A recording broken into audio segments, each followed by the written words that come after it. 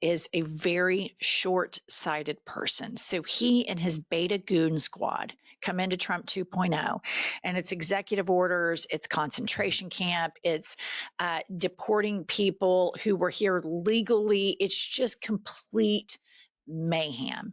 And then all of a sudden they start realizing, oh shit, we have midterms.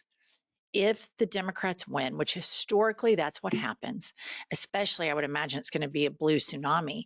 If they win, we're fucked. I'm going to get impeached.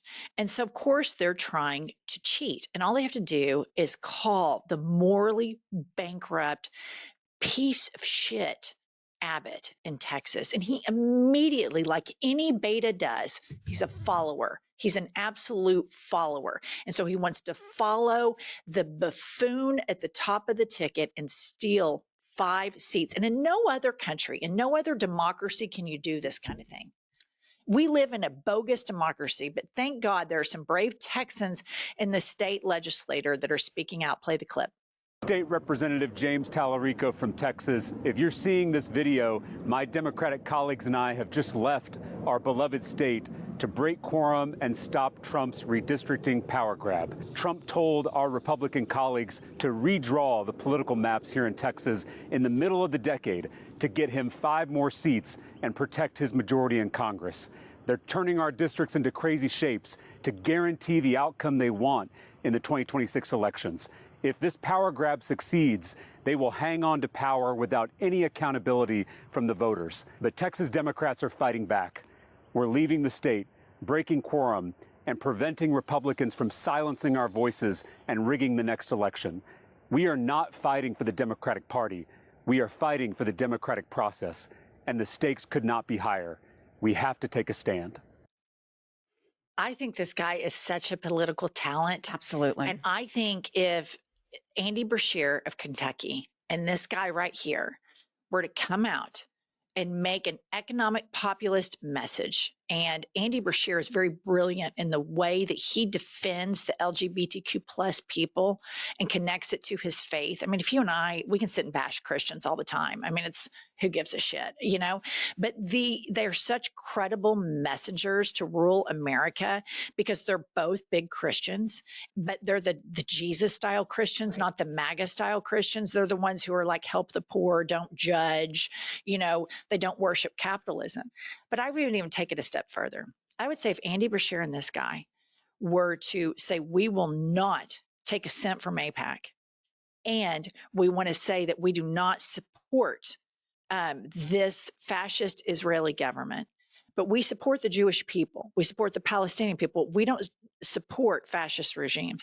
I'm telling you, I think it would be the bluest of blue tsunamis, because I think that they could actually peel off voters. I think independents would go for them, but I think they would actually peel off some of the base because they would use people's faith against them, much the way MAGA does it for nefarious reasons. These guys would do it for good reasons.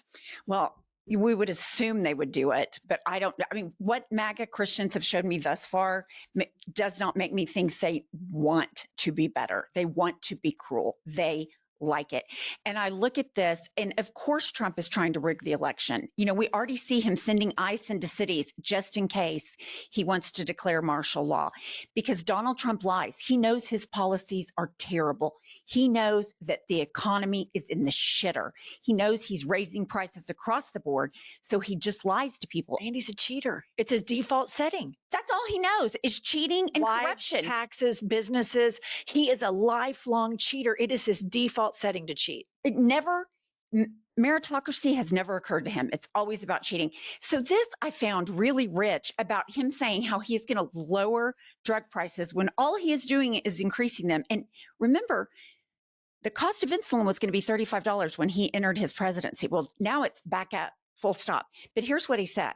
Mr. President, what advice do you have for Republicans on Capitol Hill heading into midterms? What do they need to do? What can they do to, Well, one of the things they're going to be talking about pretty soon are the tremendous drop in drug prices. You know, we've cut drug prices by 1,200, 1,300, 1,400, 1,500%. I don't mean 50%. That's enough.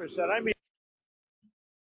Why Are we even talking about people covering up for Biden's mental decline when this man is currently president and he is sitting there saying shit like that and nobody's saying that's not possible, sir?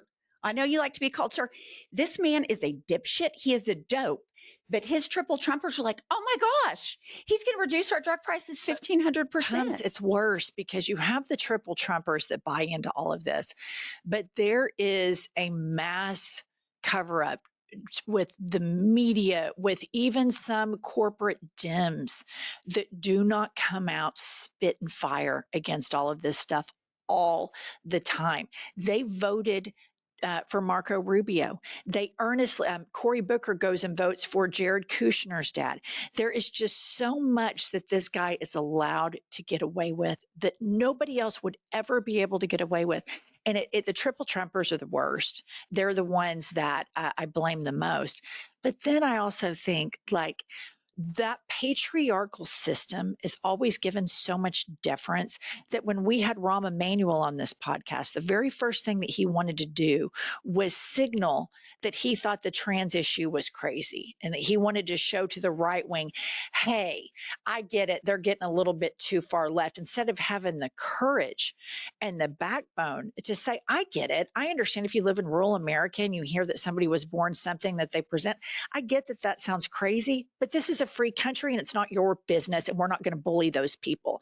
That would have been taken political courage, but the political cowardice among all parties, among all journalists, among a lot of the constituents to constantly defer to this guy, the autopsy on that is going to be so damning, and Democrats are in on a lot of it too. No, you're right. And we can't even talk about the damage to the environment that's happening under this administration, nor the damage to science and vaccines and research, because we're just sitting over here watching authoritarianism be ushered in.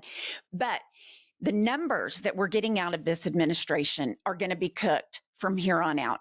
He lies to you about cutting drug prices 115, 1,000%. Now the job numbers are so terrible. The Trump administration just revised their own numbers down by 258,000 in the past 2 months. Over 250,000 new jobs that were reported didn't actually exist. So do you know what Trump's response to this, instead of, hey, I need to take a look at the tariffs, hey, I need to look at the economic policy, what he does is he fires the person that's in charge of collecting this data.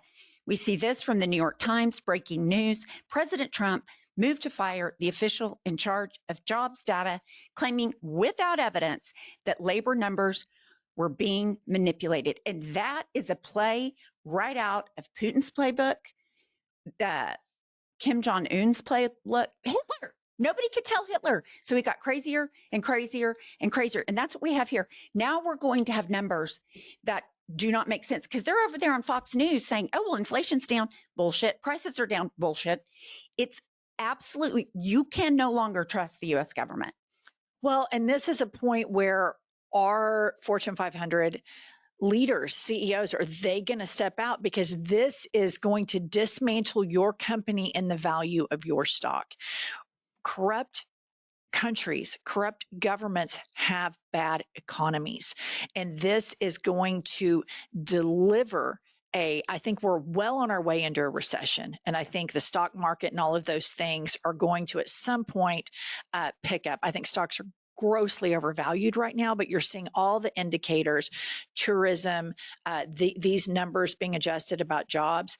And are they going to allow him to cook the books and devalue your business that you built, that you pay for lobbyists, that you do all of this shit to rip off your employees? You're going to allow this motherfucker to take it down? It's just going to be interesting to see if anybody has any courage right now, because I don't see that much of it. I see it more out of comedians and women than I do politicians or business leaders.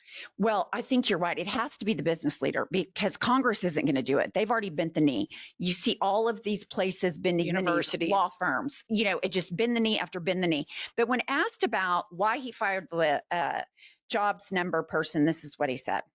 fire the head of the Bureau of Labor Statistics? Because I think her numbers were wrong. Just like I thought her numbers were wrong before the election. Days before the election, she came out with these beautiful numbers for Kamala. I guess Biden/Kamala. And she came out with these beautiful numbers trying to get somebody else elected. Then right after the election. The first quarter jobs numbers he wasn't bitching about because he had cooked those books. But this is authoritarianism, full stop. Well, there's just no question about it. And we were saying this back during the election. Yes. If this is a man who lies and cheats, he lies about his financial statements, right, in his personal businesses. He lies about his net worth in his personal businesses and has been sued for it and found guilty of these things. And then, of course, he's going to start doing this with the federal government. This whole thing, this presidency, what I think just amazes me so much is the amount of beta males that Trump has always been like this. Trump has always consistently been a con man, a liar, a cheater, a piece of shit. But a lot of these men that support him, you can find video evidence 2 years ago, 4 years ago, where they say completely different things. Look no further than Vice President J.D. Vance. Look at who he was a couple of years ago. And now look at who he is now. And there's nothing more beta than following. And it's not just J.D. Vance, it's Rubio, Graham, and you can go on and on and on. All of these people have a record of evidence of being somebody entirely different. And then they get in his orbit and they just follow him.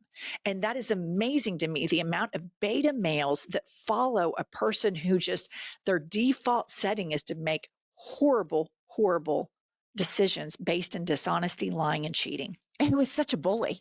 I mean, he's such a miserable, coward bully. I hate them all. It just makes me so mad.